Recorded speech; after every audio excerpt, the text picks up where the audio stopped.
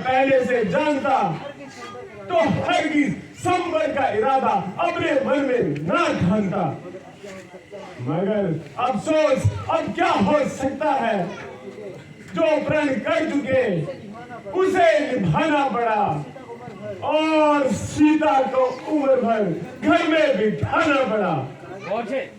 इन कायरों के गले मरने से अच्छा है कि सीता को तमाम उम्र कुंवारी ही रखा जाए। सोमवार बरखास्त मेहरबानी करके आप सभी अपने अपने घरों में तशरीफ ले जाएं और औरतों में जाके अपनी शेखी जताएं। कुछ कर मुझसे बात रहा लक्ष्मण, कुछ कर मुझसे। कुछ करो होश से राजा जनक ऐसे बातें बनाना मुनासिब नहीं। कुछ करो होश से राजा जनक ऐसे बातें बनाना मुनासिब नहीं। इस तरह से हल्की करनी हर एक की सबको कायर बताना मुनासिब नहीं। कुछ करो होश से राजा जनक ऐसी बातें बनाना मुनासिब नहीं। बस महाराज बस, क्या आप यह भूल गए कि यहाँ पर सूर्यवंशी रघुकुल नंदन श्री राम बैठे हैं? और इस तरह की बात करना अनुचित माना जाता है। जहाँ पर सूर्यवंशी और रघुकुल कुल के एक भी व्यक्ति बैठा हो, वहाँ पर इस तरह की लज्जाजनक बात करना उचित नहीं है। और इस तरह की बात करने का कोई साहस नहीं। मुझे तो बस मेरे भ्राता जी की आज्ञा का एक भ्राता जी की आज्ञा चाहिए बस, और गुरुदेव जी की आज्ञा चाहिए। सिर्फ ये तीर कमान क्या चीज है, मैं इस पूरे ब्रह्मांड को उठाकर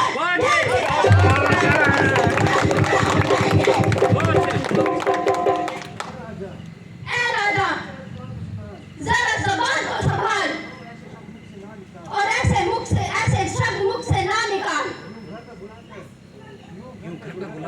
यूं घर पर बुलाकर क्या कोई इस तरह अपमान करता है और सभी को शर्मसार करता है? यदि कुछ राजाओं ने धनुष का चिल्ला नहीं चढ़ाया तो आपने सबको कायर ठहराया। यह सोचते हो या विचारते हो, जो कुछ मन में आता है वही मुख से निकालते हो। इस बद जुबानी का मजा तो उसी वक्त खा लेता और एक ही पल में तुम के लिए बहा देता। किंतु बड़े भाई की आज्ञा के बिना लक्ष्मण मजबूर है, वरना तुम्हारी क्या मकदूर है जो ऐसे शब्द मुख से निकाल के जब तक सूर्यवंशी खानदान का दुनिया में बहाल है, एक भी बच्चा दुनिया में हाल है, क्षत्रिय वंश पर पूरे क्षत्रिय वंश पर प्रहार है।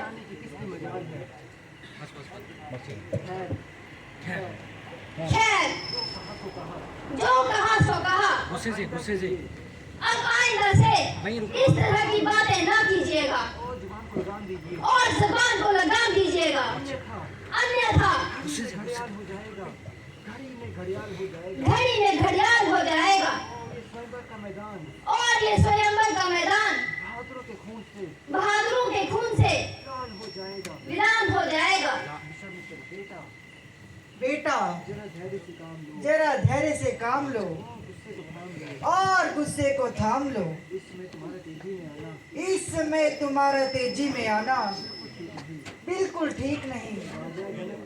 राजा जनक ने स्वयंवर का ऐलान किया है, ना कि जंग का। इस समय तो बेखुद निराश हो रहा है और उसको क्लेश हो रहा है। यद्यपि तुम्हारी बहादुरी में कोई भी शक नहीं, किंतु रामचंद्र की मौजूदगी में तुम्हें बोलने का हक नहीं। वे खुद समझदार हैं, इसलिए तुमको उनके हुक्म की तामील करनी चाहिए। भ्राता जी, देखते हो किस तरह कैंची की तरह जुबान चला रहा है और हर एक की इज्जत को मिट्टी में मिला रहा है। मगर ये सब ऐसे लाकलाम हैं, ना जुबान हिलाने की ताकत, ना बात करने की लियाकत है। हाय हाय, कौमी यान पर रुकने वाले कैसे शब्द सुन रहे हैं और सिर झुकाकर गालियां खा रहे हैं। अब सूर्यवंशी तलवार मैदान में आएगी और इसको बदज़बानी का मजा चखाएगी। लक्ष्मण को बिल्कुल बर्दाश्त नहीं कि बड़े भाई के साथ